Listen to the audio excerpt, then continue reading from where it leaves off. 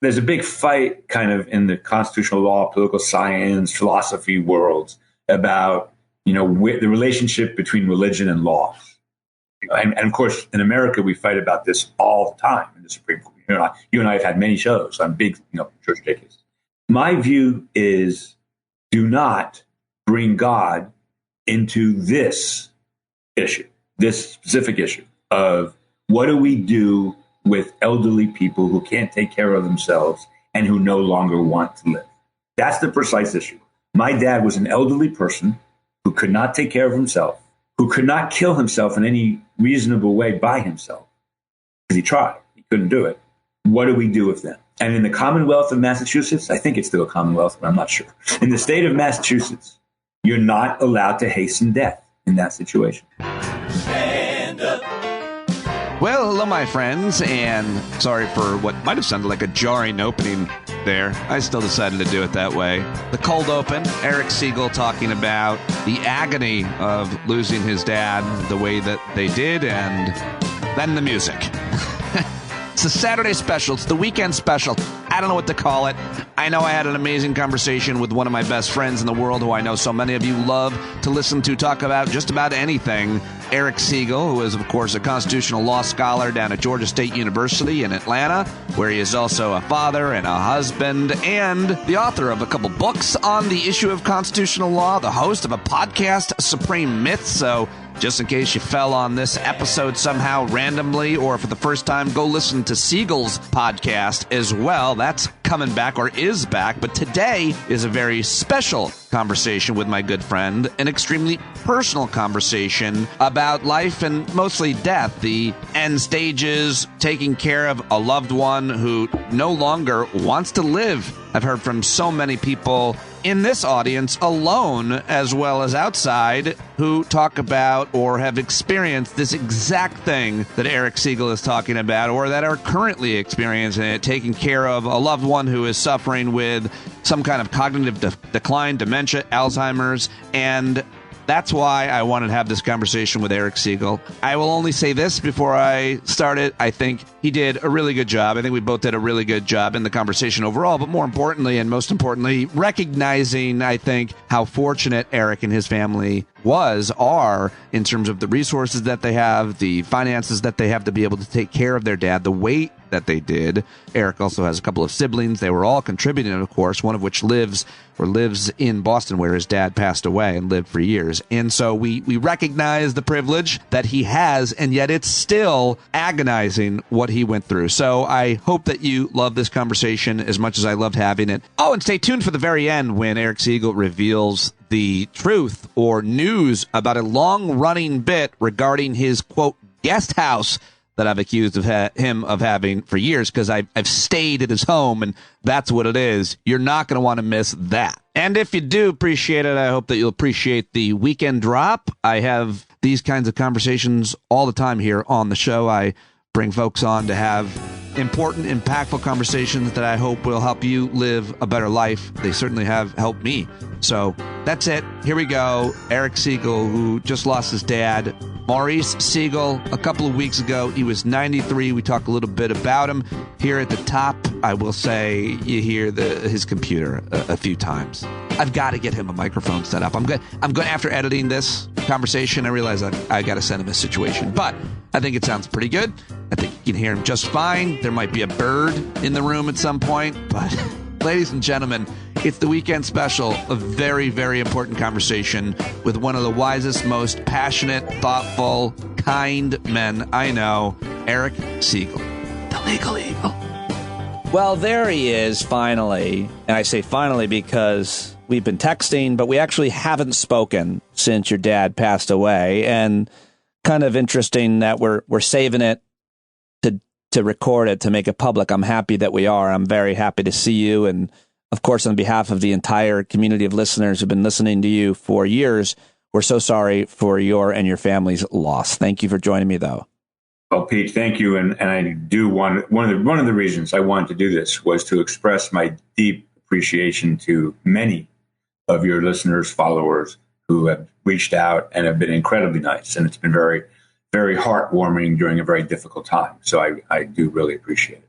Yeah, I think these talks matter a lot to people for several reasons that I think will probably make obvious here in our conversation. But let's get into it. And I appreciate you doing it. Your dad passed away last week.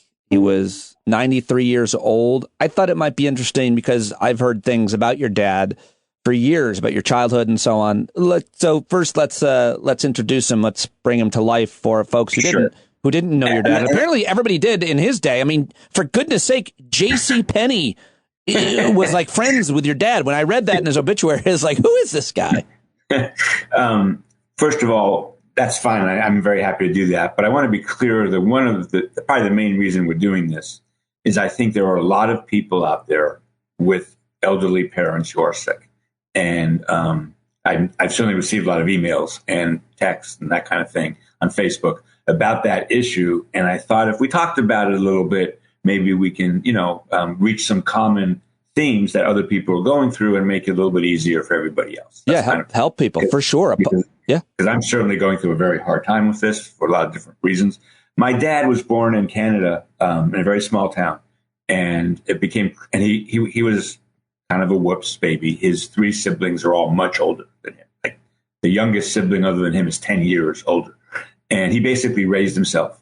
And it became clear around 12, 13 years old that schools in his small town weren't going to work for him. So he left. It's unbelievable to me, but he left home at 14 from a tiny French town about 2 hours, an hour and a half from Montreal, which back then in 1940 was a long way. He moved to Montreal. And he walked. He did used to tell us all the time how he'd ski to school, something I think was apocryphal. But in any event, he went to high school in Montreal while living with an aunt, and he supported himself, as people know from reading my stuff, by playing pool and poker. My dad was an excellent pool player and an excellent poker player, and he had no money. He had no job, and that's how he supported himself. The aunt he lived with gave him a roof, but that was about it. Anyway, so he worked for a grocery chain in Canada, and then J.C. Penney, in fact, brought him to New York in 1963 to open. And this is actually kind of, in its own way, a little bit interesting. J.C. Penney had a vision of like a superstore, like this big, huge, not J.C. Penney like, more like Walmart, Target thing. He had this vision for that, and he hired my dad to do it. And there were stores in the 1960s called Treasure Island, which are the same size as Home Depot. So imagine a Home Depot today. My dad, in fact, there are Home Depots in Atlanta that were Treasure Island stores in the 1960s that my dad ran. Wow. And he opened them in 4 cities, Milwaukee, Atlanta, a couple others. Eventually, he was very successful, and American Express took notice. So they hired him to run the credit card division, which was awesome for me because we just got great seats to everything. And I put on the internet the other day a picture of my dad with Arthur Ashe. We used to go to the U.S. Open every year. There's a picture of him with Billie Jean King, which is kind of fun. And then eventually he moved to Boston to run a company which is now basically TJ Maxx, hit or miss. I'd go through that only to say that my dad always took care of himself and others. He was the guy in charge. He ended up being a CEO of a $1 billion company. And he, as far as as long as I can remember, he was basically someone who helped others and told others what to do in these businesses to succeed. And that's relevant because his whole life, once I was 20, Pete is like the Middle Ages because I'm really old. He repeatedly told us that, and this is the quote, "If I ever need someone else to wipe my butt, I want my children to end it for me." Right. And he was being serious when he said that. Like, he wasn't kidding around. My dad, by the way, has said, when I read that in your blog post, my dad's version, for some reason, is a lot. He's like, if I'm ever like that, he would point to somebody and be like, he says, my dad has said, duct tape me to a wheelchair and push me off a cliff. I'm like, why is that the way you want to go out? He's like, well, we don't have to necessarily do that, but I take your point. And so go ahead. Yeah. Basically, it's almost like he's admitted many times, I don't want that for my life because of how you're describing the kind of person that he was, taking care of everybody else. I don't want people taking care of me like that, is what I'm hearing. Exactly. And in another, I guess, ironic thing, and I hope I'm not oversharing, my mother got pretty ill in her early 80s, and she was terrified of ending up like my dad eventually ended up. She effectively more or less took her own life to avoid that. They both felt very strongly, and by the way, I do too, that they never wanted to be in a position of helplessness, of eternal, basically until the end of your life, helplessness. My mother avoided that fate by taking her own life. How did your mom do that? Well, so as long as I can remember, my mother, we don't really know. Here's what we knew. My mother had heart issues. She did something intentionally to make them worse. She went to the hospital. They said, we can fix this and you'll go home tonight. And my mother said no. And they said, what do you mean no? She said, I don't want to be fixed. If I die from this, I die from this. And she did. And that was the end of a long kind of 1.5 year journey of my mother deciding she didn't want to take the chance of being exactly where my father would end up. How old was she? 82. Okay. 83. Right. So, 10, maybe.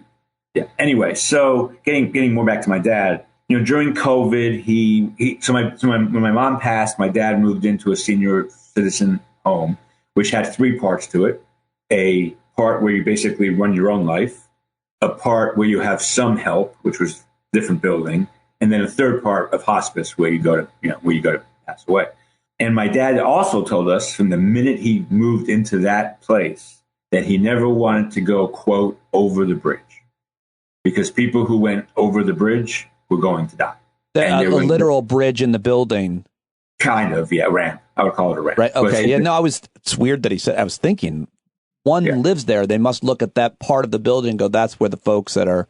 Yeah. When people go over that part of the building, but he didn't want that. He didn't like where that was, and the conditions were different and all of that. Anyway, my dad was 93 and, had a lot of health issues. But about a few months ago, his lungs filled with liquid and he was rushed to the hospital, and he was there for 5 days. And 2 days before that, 2 days, he and I played online bridge together at a fairly reasonably, moderately decent level. And a month before he went into the hospital, he gave a presentation. Every Friday night, this place has speakers. I've spoken it's the best audience I've ever had, Pete. It's in Wellesley, Massachusetts. It's 99.9% liberal. No matter what I said, they like me. There was one old guy who was conservative who kept being shouted down by the other people in the room. It was very funny. But in any event, he actually was able mentally to give an entire presentation like a month before he went into the hospital. He came out of the hospital after 5 days, a completely different human being. He could no longer take care of himself. He could not feed himself, clothe himself, go to the bathroom by himself. And he told us that he wanted the pill, and we didn't really know what he meant. We didn't have a pill. And we explained to him that, and this is what I really want to talk about to some degree, in Massachusetts, like 39 other states, physician-assisted suicide is illegal. Even in those states where physician-assisted suicide is legal, there are a lot of requirements, and it's very unclear my dad would have met those requirements. I learned something new over the last month, which is there's a difference between physician-assisted suicide and euthanasia. I didn't know this. Euthanasia is basically having someone else kill you.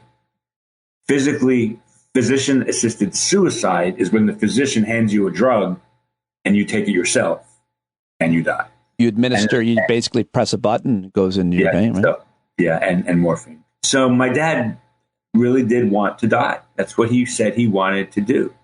By this point, he had gone from minor dementia, really minor, to moderate dementia, maybe more. And he did things he had never done before in his life. He got very angry at his children for various things. I don't think my dad yelled at me. You and your siblings who are in your 60s. I have an older brother and a younger brother and an older sister. My younger brother lives 8 minutes from where my dad was living. So my brother and my sister-in-law really had most of the burden of this. Though I went up to Boston, 4 times in 7 weeks to see him. Wow. So he would get angry at you and your brother and sister in ways that he never did. Never, and other things you're saying that he never, behaviors? Yes, irrational ones. But he was so frustrated. I was with Lynn once, visiting him, and he wanted to tell us something. this is an image she and I will never forget. He was desperate to tell us something, and he couldn't. The words were in his brain, but he couldn't get them out of his mouth, and he got really, really mad. Not at us, but frustrated at himself. And watching that, because my dad was extraordinarily articulate his entire life. Watching that was just unbelievably painful.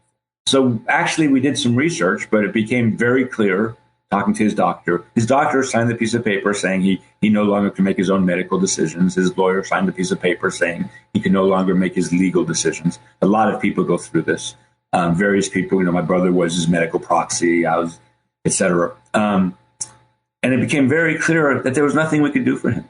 I mean, we gave him, he could take some drugs, tranquilizers and things, but it was what he always feared and what my mom always feared, which his life was basically lying in a bed, incapable of doing anything else. He could not work his computer. He could not work he could talk on the phone, but very hard to understand him because the drugs made him dried out. And this is all very depressing for everybody. But I'm making the point that I never knew that there has to be a better way.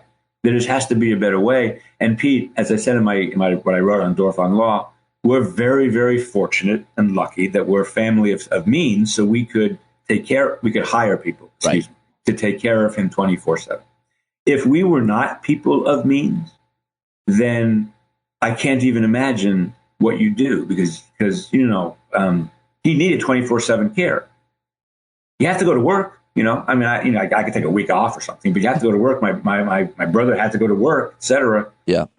If someone in the family has to stay home because you can't afford the care, which thankfully not our situation. But even in our situation, my brother was over there 3-4 times a day, because some crisis happened or something happened. And we live in a country where I think this happens, all the time. And I think probably around the world, it might be interesting to see how it's handled in different countries and cultures, but go ahead. Yeah. Well, my limited understanding is that there are many cultures in Africa, for example, there are many cultures where they honor the elderly in a way that we do not, where taking care of the elderly is just it's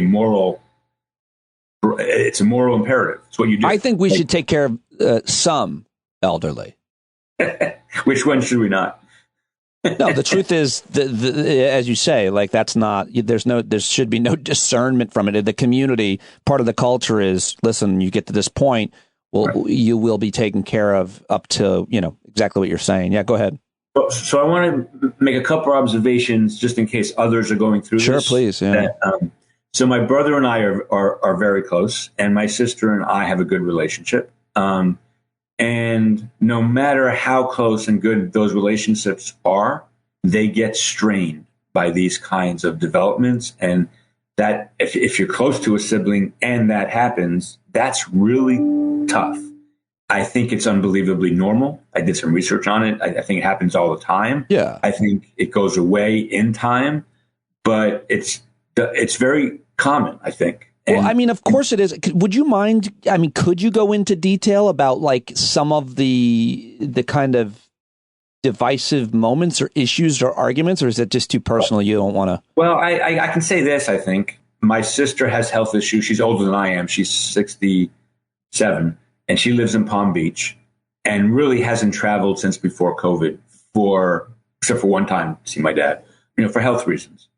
I live in Atlanta with, as you know, a wife, 2 teenagers, and an adult child in the neighborhood, 2 dogs, a bird, and anywhere between 8 and 20 guinea pigs at any given time. So many responsibilities. My brother is semi-retired, so a lot of the work fell to him because he lived 5 minutes away. I mean, it's just the kind of thing.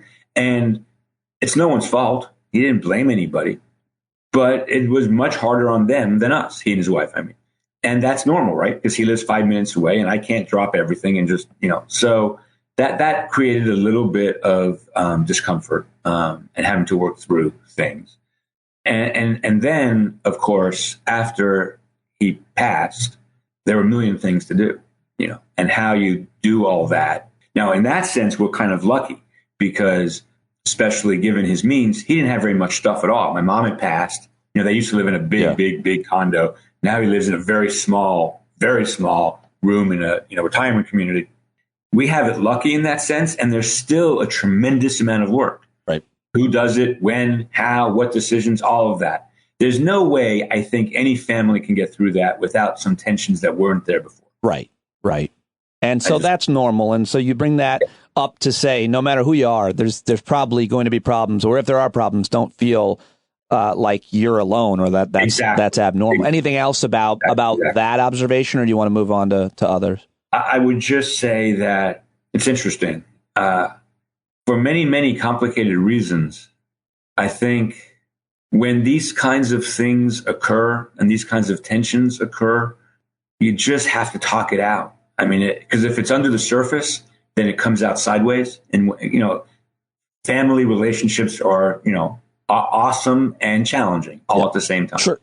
And then I think an imperative would be, don't do it sideways. If something is bothering you during this kind of time, say it, and it may cause strife, but at least you can deal with that issue. Here's my observation as a completely unqualified psychiatrist. If you don't deal with it directly, then my brother is 61, I'm 64. 60 years of life comes out sideways. Yeah. It's not just what happened last week. Sure. Yeah.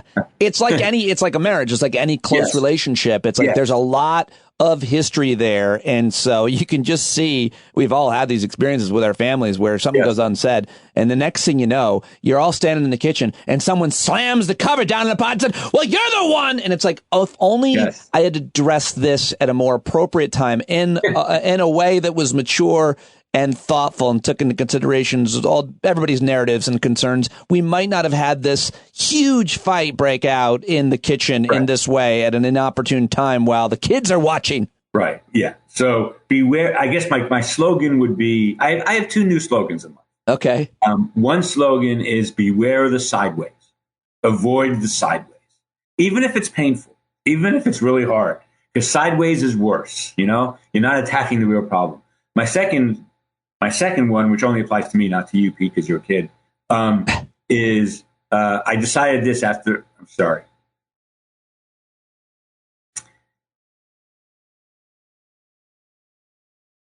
I decided this after my best friend's wife died. No more waiting. Just no more waiting around. Sorry. To tell people how you feel? Yes. Anything important. Because it turns out you don't know. So that's just, seeing people, making sure that your relationships continue. All of that, I think I have a different perspective on than I ever had before. And then, so with my dad coming on the heels of a bunch of other tragedies, no more waiting. That's my slogan. I'm surprised that, and I appreciate that, and I think everybody does hearing that, and we all learn that, or maybe we have to relearn that. But I'm almost kind of surprised to hear you say that. You're very thoughtful and expressive, and I mean, but yet even you have had people. No, in your there are life. things I've put off. There are things I have put off. Like what? Friends. Can you share any? So here's something Lynn and I have very much in common when we first met, and that we talked about a lot.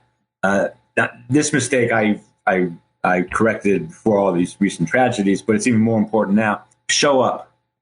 You know what? The number one thing for family and friends is to show up. And sometimes that's really hard. So I lost one of my closest friends in the 1980s when I was working for a big national law firm, and I had just gotten there in September and got put on a trial pretty quickly. That was going to take place like in March of the following year.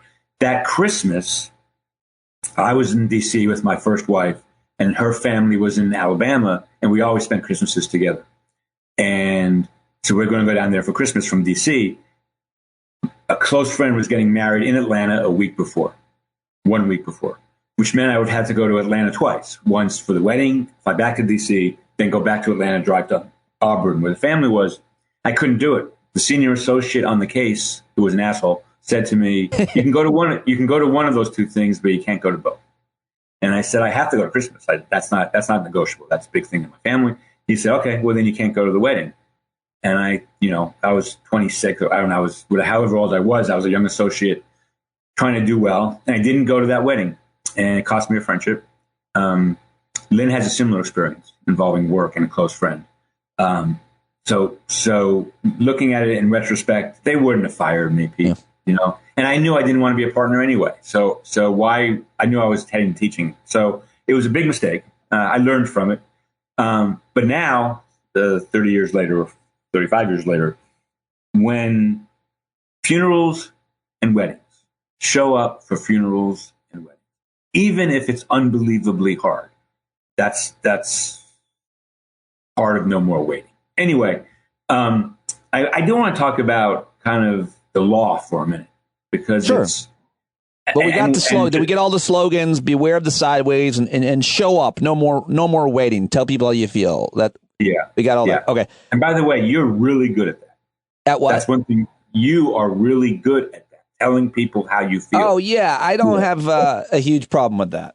No, I would say you're very skilled at it. More than you phrase it in the negative, but the reality is it's one of your great charms. Yeah, I've never. Thank you. I appreciate that. I don't think I've struggled with that in my life. It makes me feel really good, and I can't see it any other way. Sometimes the good qualities and the bad qualities are like you didn't choose them. It seems kind of obvious. So I've always been maybe, if anything, too expressive with certain people, like girls in high school when they're like, "Well, I just want to be friends." I was like, "Oh shit, I shouldn't have told you my feelings." Anyway, I'm glad I appreciate that. So yeah, sure. Okay. So let's get to the law. Let's get to the legal. Right. So first of all, there is a series of cases that I teach, constitutional law cases about end of life issues. And let me tell your audience where the Supreme Court is on this, leaving aside what the U.S. Constitution says about it, according to the Supreme Court. Of course, the U.S. Constitution says nothing about any of this. So they're extrapolating from other things. If a state wants to prohibit all assisted suicide, it may do so, and 39 states do, I believe. If a state wants to allow physician-assisted suicide, they're allowed to do that. So the Supreme Court, in my opinion, correctly deferred this issue to voters and legislators, not judges, with one exception, which is very interesting. And I think reflective of the fact that the courts that decided these cases had a lot of old people on it. The court has said two things. One, if you are a competent adult, you have the right to refuse medical treatment, which is what my mother did, even if refusing medical treatment leads to your death. And that's a constitutional right, Pete. States can't prevent that. And what's interesting about that, based on all the conversations you and I have had over 12 years, that's a non-textual right. In other words, that's not a right in the Constitution. They just made it up. I think it's a good right, but they just made it up. And I hope people understand the connection there. If the right to refuse unwanted medical treatment, which is not in the Constitution, is a fundamental constitutional right according to the court, how far away from that is the right to terminate a pregnancy that is in your body for 9 months, causing you all kinds of bodily changes that you don't want? You know, people know I don't want to spend too much time on that, but you get where I'm coming from on that. So, but if you are competent, like my mother was, and if you have medical treatment that can save your life, you are allowed to refuse it. And that goes back kind of to the common law of battery. You're allowed to, no one can touch you against your will, including doctors, it turns out. Now, that's not in the Constitution, but the Supreme Court said it. The common law of battery around people, assaulting you physically, violently, that's what we're referring to as battery, although I wonder what the legal, but you're saying you can tell people. A battery is an unwanted touching.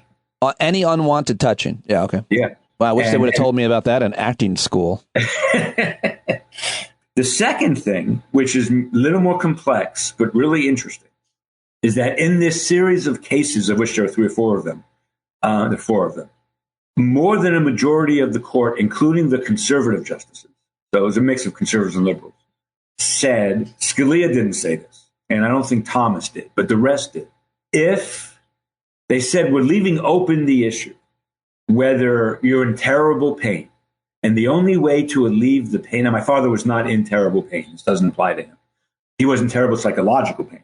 What the court is saying is if you're in terrible physical pain, and it takes a dose of morphine or some other drug to alleviate the pain, even if that might cause your death, you might have a constitutional right to that too. Maybe. That's actually probably. But that's only to but the point of that medicine is to alleviate the pain. It is not to hasten death. The fact that it might hasten death doesn't make it murder. And you understand why, Pete, the justices said that. They didn't want to be in the position of my dad.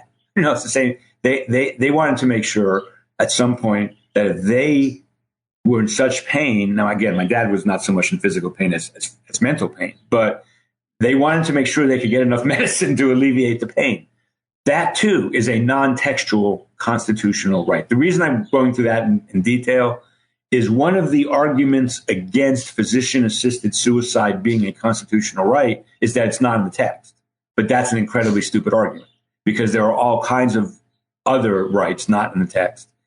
The right to travel between states is not in the text. It's a fundamental constitutional right. And there are many others. So experiencing my father for the last month, someone who had some discomfort but was not in terrible, agonizing pain physically, but who mentally was in agonizing pain, who could not feed himself, clothe himself, or get out of bed by himself. Yeah. Watching that, the lack of dignity in what I saw was horrific.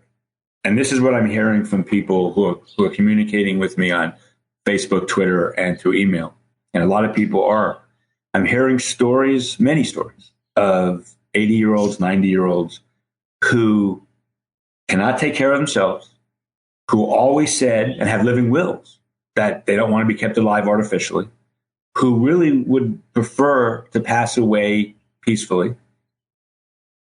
And Pete, they don't. They can't in most states. And if you think about torture for a second, what could be more torturous than being in a body you can't control at all, being totally dependent on others in every imaginable way, and not being allowed to take your own life?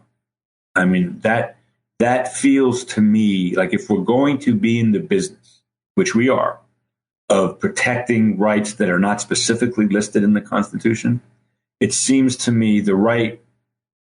My dad tried to starve himself twice, and neither didn't work. Too painful. My understanding is some people succeed in that. Really? But it's very rare. It's very rare. You just it's too painful. Eventually, you just can't. Where does it? But you're about to. It would be what? It would be. How would you define someone's ability to have the kind of cognitive responsibility to be able to make such a choice? I guess that's where it gets maybe more complicated. Believe me, I've said in everything I've said or written since my dad passed. I understand the slippery slope argument. I understand the argument that we're really afraid of bad actors hastening death for the elderly in situations that don't call for it. Right. I understand that. Is it true or not, by the way, in your will, I get the guest house? Because I need to know that. Hey, I have an announcement on that. I have a very, can we do it at the end? Yes. Oh my God. I've never been a better teaser in my life. Anyway, go ahead. Yeah, I have a great announcement. Yeah, the slippery slope. Go ahead. In fact, I may have a proposition for you. We'll see. All right. And I'm not minimizing it, Pete. That's definitely a slippery slope. Although in countries like Switzerland where this is legal, I'm not sure it's been that big a problem. But here's my point. We have laws against that. You know, we still do have laws, and we should. No one should take anyone else's life under conditions where that person doesn't want their life taken. I don't think the Supreme Court has a famous line once that the possible future abuse of a rule doesn't mean the rule is invalid today. Right. It means it'll be invalid when it's abused. I think our laws could take care of the bad actor. I really do. But here's the other thing about it, though. We have to do something because, as many people are writing to me, the agony Our technology has far exceeded our ethics. Our technology has far exceeded how we think about these issues, even the greatest thinkers. And as the baby boomer generation, I only speak to the baby boomers in America, of which I am one. When baby boomers like me get to be maybe 100, I mean, not me personally, I mean, my generation, there will be people who live to 100, right? More than ever before in world history, probably. But sometimes that quality of life isn't living. Right. My dad's quality of life for the last month simply wasn't living. By the way, as a brief respite from all this sadness, can I tell a funny story about ethics? Please, yeah, sure, of course. So sorry, everybody. Total non sequitur. I hope people find the story funny. I'm a reasonably good athlete. I played tennis and basketball since I was a kid. I played soccer in high school, basketball in high school. I'm not a great athlete, but I'm reasonably good, except I am the worst golfer who's ever tried to play golf because I've tried really hard to play golf and I suck at it. And I've always sucked at it. This goes to ethics. And of course, golf is one of those games where a lot of people cheat. It's hard to cheat in basketball. It's hard to cheat in tennis, but it's easy to cheat in golf. Anyway, my goal was to break 100 like 15 years ago. My goal was to break 100 legally, officially. And a buddy of mine who's a great golfer in D.C. took me to his course in a very famous golf course called the Caves in Baltimore. And a pro joined us because my friend's a scratch golfer. So there was a pro there, literally a pro, who was trying to make on the pro tour. And he was a really nice guy. And I said, I don't want to bother you, but if you have any tips for me because I suck, I'm happy to hear them. Anyway, great guy. We go through the round. I get through to hole number 18 with a 94. And 18 is a par 4. Wow. So if I bogey 18 for the first time in my life, I shoot 99. And I do it in front of a scratch golfer and a pro, which would have been really awesome. So I go to the drive, I go to the tee box on 18, and I hit the ball straight into the woods. I mean, literally right into the woods. The pro looks at me, and the pro knew all day I was trying to break 100. Yeah. Like he was helping me with my putts. Like a caddy. He was taking. So I hit it into the woods, and he looks at me and he goes, Eric, we all were. There's a thing in golf where you take a mulligan on the first hole, on the first drive. Excuse me. You can't take it again, just the first hole. I didn't take my mulligan on the first hole because I hit a good drive. He said, Eric, tee it back up. You didn't take your mulligan on hole number 1. Don't ruin your whole day because you hit one ball into the wood. And I said, I really can't do that. I need to break 100, really, honestly, And he looked at me with a very warm smile. And he said, can I speak freely? And I said, please. I thought he was going to tell me something about golf. Don't swing so hard, whatever. He goes, your golf ethics far exceed your golf skills.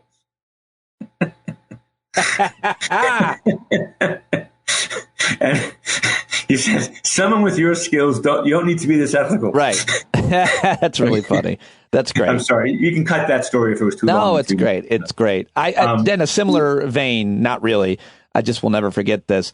My best friend, since we were age 7, always a much better athlete than I was. Like you, was reasonably good, but small. Anyway, I love basketball, and I was never great at it. My dad told me Dominics were not meant to be basketball. He said that. To be fair, he also got a hoop. Put a hoop in our house, but right. He always encouraged me. He gave me opportunities. I enjoyed things. He tried to create opportunities for them, but he said we don't play basketball at an organized or competitive level. But anyway, we're 23, 24 years old. No, we're like 30 years old, and I'm with my best buddy, and we're shooting hoops. And he said, "Can I tell you something?" I go, "Yeah." He goes, "I've been wanting to tell you this for." How long have we been friends? I go, I don't know, like 18, 20 years. He's like, you have the ugliest jump shot. It's just so bad. It's very ugly, the technique, all of it. And I just stared at him. I was like, how did you wait so, why? We're like 35. That's funny. That's very funny. Yeah. I love basketball. Anyway, so going back to the other thing, we might have a right to demand pain relief if a doctor certifies this person really is in tremendous pain. And that pain relief often ends life. And that happens in states that don't allow physician-assisted suicide all the time, I think. But my dad was not in enough physical pain. He had physical pain, don't get me wrong, but not the kind that requires morphine. So we were in a holding pattern, and there was nothing we could do. and there was nothing he could do. And this is what I want to say also on a serious note. Thank you for the non-serious interlude. What struck me more than anything, and this is probably my biggest contribution to people thinking about this, is how helpless I felt taking care of the person who had taken care of me my whole life and who was supposed to take care of me. Helpless? That reversal of roles. So for any decent parent who takes care of their children, I wasn't expecting how it would feel. I can't even articulate how it feels. I can't even articulate to be responsible now for the life, death, and constant everything, along with my siblings, of course, of my father. Like that reversal of, especially for him, because as we've talked about, he was a CEO. He was in charge. He was always in charge, and now to be in charge of his life, I think all three of us, my sister, my brother, and I, all of us really weren't expecting how that would feel, and it doesn't feel good. Do you mean, I guess, because I haven't experienced it, and I hope I don't, when you say helpless, you mean like you did everything you could to take care of him, but you couldn't do what needed to be done. You couldn't cure the pain. And it's like, as a parent, you would feel that way with your child if your child was in any kind of pain or suffering, but you would do everything you could. And the idea that you're unable to accomplish some kind of alleviation of the suffering is a helplessness. It is exactly the same helplessness. Exactly is the wrong word. I'm sorry. It is close to the same helplessness I felt when my oldest child, Jessie, who's now 31, about to be 32, when she was 2.5, she got meningitis, and it was serious. And for about 12 hours, we didn't know whether it was the kind that is almost always fatal or the other kind that's not fatal. And they told us we won't know for 12 hours. And they took this 2.5-year-old away from us to give Jessie a spinal tap at 2.5. And we couldn't go with them for that. And that feeling of helplessness, like they're taking, that's what this felt like. Yeah. I can't, and I guess there's some kind of irony. I can't articulate it. I'm not my usual articulate self, or as articulate as I usually am.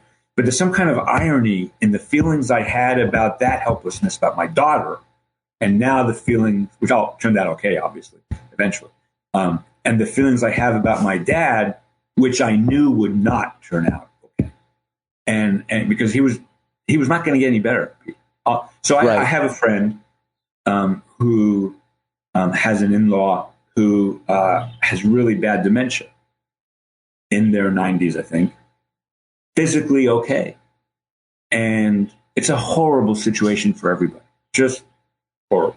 And again, that's a family of means. Again, I can't even imagine a family without means dealing with this. Right. Anyway, the role reversal of taking care of your own parent. We all kind of know that's coming. Like we all know someday I knew it was coming. I wasn't ready for how it felt.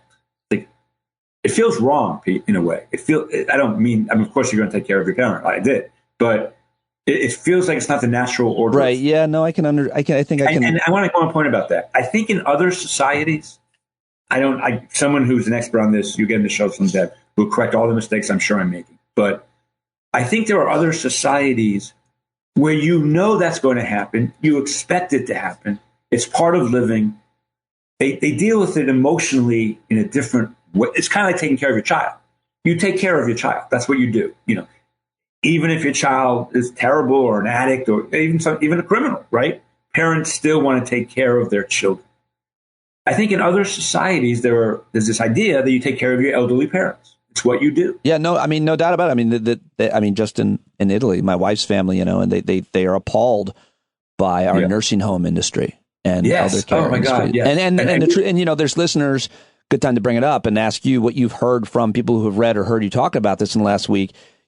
I can think of one listener who talked about it at our hangout, and several actually, but at least one where I think it's his mother-in-law, but she's living with them, and that kind of everything you're talking about, like to see it all the time, every day, and to not be able to get away from it. I mean, there's so many people that deal with that. And that's kind of what you're suggesting, is that how it kind of should be done, is that we should take care of each other in our own homes and so on. But if you got any means, you farm them out to some other place or other people. And there's all different kinds of variations of this. But I'm really glad you said that, Pete, because that's right. Even my brother, who lived 8 minutes away, could get away.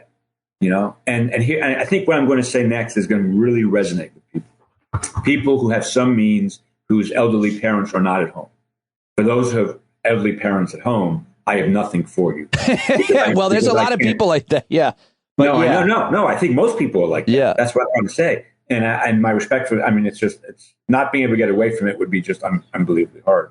But, even for my brother, who lived really close, it was essential to get away from it at times. And one shouldn't feel guilty about that, because then one comes back and is recharged. For the millions of Americans who have that kind of situation in their own homes, I'm sure it affects their relationships much differently. It affects their kids. It affects spouses, whatever. I just don't think America has really done a good job in dealing with this issue. And I do think that's an understatement. Okay. And this is not one of the, although as I mentioned, I do teach cases around this. This is not an area of law I've studied. Well, I think that we could get into this, and probably you certainly could get into it better than I can. Certainly there's smarter people than the two of us, though. But it has a lot to do with Western views on life, and specifically on death. And a lot of the rest of the world does not see death the way that we see it. They're not. They believe that it happens. Right. They plan for it. It's a natural order of things.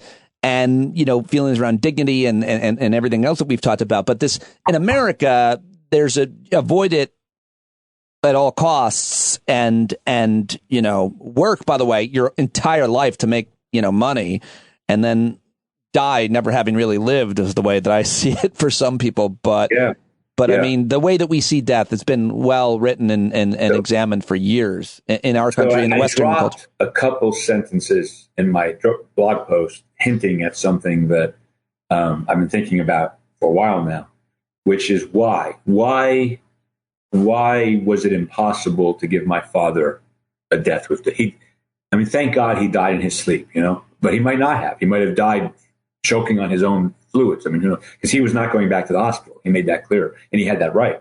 Why is it so hard for us? Why is America so stumbling in this area? And I'm sure, like any hard issue, there are 10 reasons for that. But there's one that I think is pretty above the rest, probably. And that is this, to me, I'm just going to say it, absurd idea that only God can take a life. And that I think the religious aspects of this, Pete, do play in America a major, major role. And I cannot tell you how angry that makes me. Well, it's also ironic or just enraging how many people view that, your time is up when God decides. And then they also believe in the government being able to decide. And, I'm just talking about capital punishment, although they would probably argue that's God's will too. I don't care what they argue. Here's what I want. I feel the same way about this. I feel about abortion. As I put in my post as well. If you don't believe in euthanasia, don't do it. If you don't believe in physician-assisted suicide, don't do it. No one's going to make you do it. State's not going to make you do it. No one's going to make you do it. But don't stop me from doing it. Same thing with abortion. If you don't, I know it sounds so trite. If you don't want to have an abortion, don't have a fucking abortion. But don't impose that on everybody else. But we do. The answer is we do. And our state legislatures across the land are so full of people who claim not to bring God into the legislative chamber, but they do. Oh, gosh. A lot of them now are insisting that God be there. But here's the controversial thing I want to say, and this might get me in trouble. But so what, I've been in trouble before. Whatever the right balance is here between protecting the dignity of those who are elderly and dying and being concerned about a system where it can be abused, which is a fair concern. Wherever the balance is, God should have absolutely nothing to do. This is not an issue of it's a personal issue of religion and faith, and that's fine. But there should be no state coercion here or state right based on the existence of God. I mean, that's just or because well, I don't know how much trouble you're going to get into. I think that's actually a fairly popular view amongst progressives or not non-religious folks. There's a big fight kind of in the constitutional law, political science, philosophy worlds about, the relationship between religion and law. Right. And of course, in America, we fight about this all the time in the Supreme Court. You and I have had many shows on big church cases. My view is do not bring God into this issue, this specific issue of what do we do with elderly people who can't take care of themselves and who no longer want to live. That's the precise issue. My dad was an elderly person who could not take care of himself, who could not kill himself in any reasonable way by himself. Because he tried. He couldn't do it. What do we do with them? And in the Commonwealth of Massachusetts, I think it's still a Commonwealth, but I'm not sure. In the state of Massachusetts, you're not allowed to hasten death in that situation. Which is where your dad was. What else have you heard from folks who have known what you've gone through and share their experience? One of the things that's kind of surprised me, and there's no empirical, this is a very random thing, people writing me on email and Facebook and Twitter. I'm amazed how many people there are 95, 97, 98 years old going through this. Almost everyone, in fact, 90% of the notes I get are from people who have parents who are older than my dad was at 93. And this is 2023, and people are living to 97, 98, 99, 100, whatever. I predict that when I'm 90, 25 years from now, when the baby boomers turn 90, this problem is going to be magnified times, a lot. Because I think demographically, the baby boomers are still, kind of the dominant population. We got to figure this out, Pete. And the other thing I've been saying, this is going to get real personal. I'm 10 years older than my wife. I don't want to do this to her. I mean, there's got to be a better way. I'll take care of Lynn. I don't want to do it. I don't want to do it to you. I don't want to do it to anybody. No, seriously. That was nice, and I appreciate that. No, it wasn't nice. I was joking. I mean, but no, you told this is a real point. Yeah, that was my dad's point right there. Yeah, he doesn't want to do it to anybody. Right. Yeah. Well, you're not going to. So you replace that thought every time you have it with a different thought because it's uncertain. And you're sanguine about it, Pete. But I don't know. I mean, we have so much. That's why you don't spend time on it. Yeah. Well, I never did, frankly. Until 3 weeks ago. But I know I'm trying to give you advice about that, and I hate that anybody would do that. And I think when there's that kind of distance in time, you probably think about it more. 10-year difference in age, rather, you probably think about it more. I get that. I totally understand that, and especially because you have such a wonderful marriage and relationship, and you love your wife so much. I get it. However, we're not doing it. We're not thinking about it. Yeah, I know that, and I appreciate that. And I do try to think positively. I never really worried about this until the last few weeks when I seen it. Right. In any event, I hope people understand that, and this helped me a lot, actually. Well, good. I'm sure that talking about it will, and folks listen to it. Hopefully, it'll help them. There's a lot of so much relatable in your experience, and that's why I think it was important. But go ahead. Well, I just want to say, knowing I wasn't alone going through all of that. Yeah. That I'm not talking about my brother, my sister. I'm talking about other families. That the shared, no other word for it, Pete. No other word for it. Agony. The agony of seeing a loved one go, do this. I think from what I'm hearing and seeing, a lot of people have that. And all I can say is, you're not alone. And that's the best thing I can say about that. That's helpful. Okay. Helpful. So now, the teaser. The teaser. All right. The big finish. Are you big? I mean, are you sitting down? Yes, and I am big also. I don't know what that. I don't know why. I'm also aroused and fully erect, but that's neither here nor there. Go ahead. By the way, before I get to the teaser thing, I just want to announce I am for 31 years. No, 30. I suck at math. Casey, Planned Parenthood versus Casey was 1992. So I started teaching it in 93, which is what, 29 years ago, I think, or something. Tonight, we're taping this on Thursday. For Thursday night's class, I am for the first time teaching the Dobbs abortion decision, having to completely reteach the abortion line of cases. Wow. And I got to tell you, having to read Dobbs again is cruel and unusual punishment. I think it counts under the Eighth Amendment. The only other thing I did want to talk with you about off the top of my head is just since we've last spoken in terms of Supreme Court is the investigation into the leaker of that decision has concluded, and it's. Right. Let's be clear about something. Yeah. We now know they're telling us, so I assume we know. They are saying they discussed the issue with the justices, but none of them had to sign an affidavit. None of them were under oath. None of them could get in trouble for anything they said. Probably. Now, they may be lying but they didn't make them do what everybody else had to do, which was sign an affidavit. Therefore, it was not a real investigation. No one should think it was. And it's extremely likely that one or more of the justices leaked it. Because if they didn't, they would all sign affidavits saying they didn't do it. Yeah. And then you got that New York Times reporting and back to the Hobby Lobby case and Alito and his all that stuff. Dinner friends. It's, these things usually come out eventually. So we'll see. But I don't know. All right. So since 2010, you and your audience have been making fun of my alleged guest house. It is. That's what it is. I believe Peter Coe. You just don't use it as you use it as a storage shed and it's all broken down and stuff, but it is there as an actual for the previous owner and all.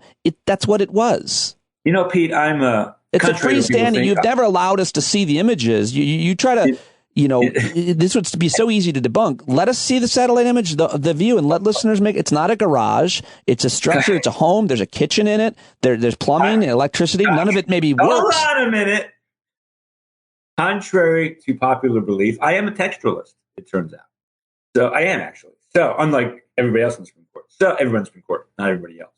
So, not myself today. So no guest has ever spent more than, a few minutes in that shack. It has 7 roofs, I believe. It is termite infested. It is uninhabitable. It has not had running water for 15 years. So I dispute that it is a guest house. You haven't used it. Peter even put guest house in my theme song, which is kind of funny. Yeah, that's right. Pico, yeah. So in 2 weeks and 3 days, it will be no more. Oh, are you having your guest home torn down? We are demolishing it, taking it all away. What will you put in its place? I'm sorry? I'm sorry, what what is going to be there in the future? I saw you're breaking up. I don't know. Are you having a health issue? Should I call somebody? Okay, so that's not for. Okay, that's leaving us on a real cliffhanger, and it's great because we will now discuss what you will be. We will discuss and debate, and whoever guesses, it's either going to be a lawn. The pool? So in the law, the non-disclosure of a material fact is the equivalent of a lie. And I don't lie to my friends. So well, you don't have to. No, hold on. Don't tell us what it is. I'll hit stop, and then I'll be able to tell people, we're going to guess. It's not our right to know what you're doing. It's not our right. You don't have to hold yourself to that standard. You don't. I'm asking. Now I want to say, though, sorry. What's going there in its place is going to be a new. Sorry, again, I didn't hear you. You're going to have to try to maybe speak closer to the microphone. I'll tell you, it's going to be a guest house. You're actually putting an actual guest house out there because who's going to live there? Now we are putting an actual guest house out there. Oh, my God. This is unbelievably huge news, folks. Wow. This is... well, let me tell you why. I believe there should be a press conference. You and your wife should join us at a Zoom, and our audience will fire questions at you, and you will explain the thought process behind this and take all the questions. I can actually show your audience if you want me to. Because you had the drawings made up. Well, I don't know if I can do this mechanically, and we're probably running way too late, but I can show you one of the reasons we're building for the first time ever on this property, a true and authentic guest house. What you've called Say it a guest a little house. louder, guest house. So I'm going to turn the camera around for a second, okay. And this may or may not work, but do you see who's lying over there on the couch? There's a black lab there that is your dog, Sweeney. Yeah. That's Lucy, but Lucy. Sweeney is around here somewhere. Yeah. I'm probably eating some paper or computer. And what we're thinking is when the kids go to college eventually, 4 or 5 years, we're going to want to travel more. And we'll need someone to take care of our dogs. So we'll rent that property to someone who is willing to take care of our dogs 4 years from now when we travel. So guest house isn't exactly the right word for it. It's going to be a rental. Well, property. let's say I come down to visit. Will I stay there? Not if we have well, it might depend on who's living there and whether you want to spend the night with them or not. Well, because we're thinking about, for example, we're walking distance. I'm sure your audience has already left and it's poured to tears. My house is walking distance to Emory University, where there are law schools, med schools, nursing schools. So we're thinking we rent it to, for example, a nurse, or someone who's willing to, as part of the rent. Oh, it's a brilliant idea. That's a great idea. And you guys are rich. Thank you so much. It'll be the first guest house ever on this property. Whatever. Thank you so much for your honesty and transparency. Thank you so much for joining me for this conversation. It was super valuable and important, and we're very grateful for your honesty, vulnerability, and that you're practicing being the change that you want to see, which is to tell people, to not hold back, to share everything. Thank you. Back to one last serious note. We need, as a culture, to figure out how to do this better. And I'm sure there are people out there saying, well, of course, Segall, you're an idiot. How could you not know? If you'd asked me a year ago, I would have said, of course we have to do it better, but I wouldn't have felt it. Right. I would have said it, but I wouldn't have felt it. Now I feel it. Well done. Well said. Thank you very much. Thank you, Pete. As always, thank you. Well, there you have it. Eric Segall. Go thank him on Twitter at @eSpinSegall, or pop him an email or contact him however you want and let him know that you appreciate it or are grateful for him opening up and talking about that very personal conversation in a way that very few people can, with his background in law, philosophy, and lived experience and his ability to articulate it. Love that guy. Love his whole family, and my heart's going out to him. This show dedicated to Maurice Segall. Thank you very much for allowing us to talk about what he had to go through, what you went through, Mr. Segall. Wish I could have got to meet you. All right. Well, that's all I've got for the weekend special. I hope you're enjoying your weekend. I hope you enjoyed this and took something from it. Hope to subscribe to the podcast if you haven't already, and I will talk to you on Monday. Kidneys, you gotta stand up. Stand up. I think you're driving wheels with leaking grease. Boy, you better stand up. Stand up. Well, there's a whole lot more of us who know us right. They'll keep right on ignoring us if we keep sitting tight. You got to open up the window to let in some light. You gotta stand up. That's right. You got to rise up. You got to stand up. You got to stare the devil straight in the eye. We got to let him know it's his turn to go.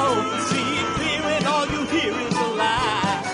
So get up off of your butt, get down off of your fence. And even if it ain't a very friendly audience, well, they'll begin to listen when you start making sense. And you stand up, stand up. No need to point your rifle to defend your town. Just stand up, stand up. You know they can't deny you what you're laying down. Boy, you better stand up, stand up. Show your face of every color, yellow, black, red, and brown. She's the place where every lost child will finally be found. There's only one thing to do before we stand our ground, and that's stand up, stand up. Well, the founding fathers saw a land for all. They had to stand up, they had to stand up. They had a keen imagination for a crystal ball, drawing all the plans of a stand up. But all they had to go on was the time they were in, with other causes for laws, and since they weren't even sin, they knew that change was gonna come before the change begin, they had to stand up. All right, they had to stand up. We got to stand up. We got to look the devil square in the eye. We gotta let him know it's his time to go and make it clear when all we hear is a lie. Why you lying awake wondering where the money all went? It'll be the cost of freedom that'll go unspent. You can see him flee the scene of that experiment if you stand up. All right, we got to speak up. We got to reach up and raise your voice in every way you know how. Don't be toes up. You got to show up. Ain't no better time to do it but now. No need to pledge allegiance to no wanton tribe. Rise up and show obedience to the voice inside. And listen well and it'll tell you not to run and hide. It says stand up.